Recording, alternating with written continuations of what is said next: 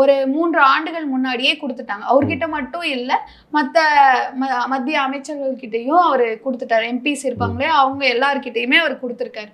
ஆனா அப்படி கொடுத்தும் அது ஏன் தேவை அப்படின்னா, இது வந்து வெறும் பிசி எஸ்சிக்குமான இது மட்டும் இல்ல.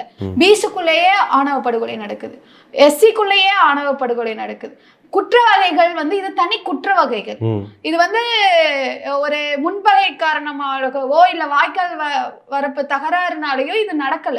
ஒரு குடும்பம், ஒரு பெண் தன்னோட இணையை தேர்ந்தெடுத்துக்கிறா, நம்மளோட சாதியோட புனிதம் அந்த இடத்துல கெட்டு போகுது அப்படிங்கிற ஒரே அடிப்படையில அந்த பெண்ணையும் அவள் விரும்பியவனையும் இங்க படுகொலை செய்யப்படுறாங்க. அப்ப இது ஒரு தனி குற்ற வகையா இருக்கிறதுனால இதுக்கு ஒரு தனி வரைவு வேணும், அதற்கு ஒரு தனி நீதிமன்றம் வேணும், அதற்கு அவங்கள திருமணம், இந்த மாதிரி சாதி மறுப்பு திருமணம் இல்ல காதல் திருமணம் பண்ணிட்டா அவங்கள பாதுகாக்கிறதுக்கான ஒரு செல் வேணும்.